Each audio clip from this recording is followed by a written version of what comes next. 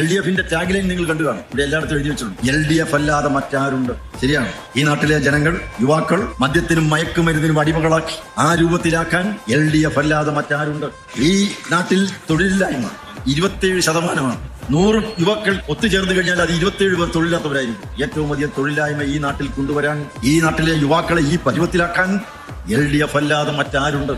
3.5 ലക്ഷത്തോളം പേർ ഭൂമിയില്ലാത്തവരാണ്. നാളിതുവരെ 70 വർഷക്കാലമായി ഭരിച്ച്, 10 വർഷക്കാലമായി ഈ കേരളം ഭരിച്ച് കേരളത്തെ ഈ പരുവമാക്കാൻ LDF അല്ലാതെ മറ്റാരുണ്ട്. ചീഫ് മിനിസ്റ്ററോട് എഴുന്നേറ്റ് നിന്ന് ഒരു ചോദ്യമുണ്ട്, ഒന്ന് ചോദിച്ചോട്ടെ എന്ന് ചോദിച്ചപ്പോൾ വീട്ടിൽ പോയി ചോദിക്കുക എന്ന് പറയാൻ LDF അല്ലാതെ മറ്റാരുണ്ട്. നമ്മുടെ നാട്ടിൽ പട്ടിണി കയറി വരിക. ഇന്ന് ഈ കേരളത്തിലെ ദരിദ്രരായിട്ടുള്ള സാധാരണക്കാർ ആഹാരം കഴിക്കുന്നത് മോഡി സർക്കാർ കൊടുക്കുന്ന 5 കിലോ അരി സൗജന്യമായിട്ട് കിട്ടുന്നതുകൊണ്ട് 15.5 ലക്ഷം ടൺ അരിയാണ് ഒരു വർഷം ഈ കേരളത്തിന് കൊടുക്കുന്നത്. ഇതേവരെ നാട് ഭരിച്ചിരുന്ന ആരെങ്കിലും കൊടുത്തിട്ടുണ്ടോ? കഴിക്കാൻ ആഹാരം, കുടിക്കാൻ വെള്ളം, കയറിക്കിടക്കാൻ ഇടം, പാർപ്പിടം കൊടുക്കുന്നു. എല്ലാ വീടുകളിലും ശൗചാലയം, വൈദ്യുതി, വെള്ളം, എന്തെല്ലാം അടിസ്ഥാന സൗകര്യങ്ങളാണ് ഉണ്ടാക്കി കൊടുക്കുന്നത്. നാട്ടിലെ ജനങ്ങളുടെ ആരോഗ്യ സംരക്ഷണത്തിന് വേണ്ടി ആയുഷ്മാൻ ഭാരത് പദ്ധതി നടപ്പിലാക്കുക. പ്രായമായവർക്ക് സൗജന്യ ചികിത്സ. 7 വർഷം കഴിഞ്ഞാൽ ഇനി എന്ത് ഓപ്പറേഷൻ ലക്ഷക്കണക്കിന് രൂപ ചെലവായാലും അതും മോഡി സർക്കാർ കൊടുക്കും. അങ്ങനെ വയോജനങ്ങൾക്ക് വേണ്ടി സൗജന്യമായിട്ട് ചികിത്സാ സൗകര്യം നടക്കാൻ അത് വേണ്ട വേണ്ട, ഈ കേരളത്തിൽ അത് വേണ്ട, ഞങ്ങളത് ഒപ്പിടില്ല എന്ന് പറയാൻ LDF അല്ലാതെ മറ്റാരുണ്ട്. PM ശ്രീ പദ്ധതി ഒരു സ്കൂളിന് കിട്ടുന്ന 1 കോടി രൂപയാണ്. ഒരു സ്കൂൾ പണിയാൻ, അവിടുത്തെ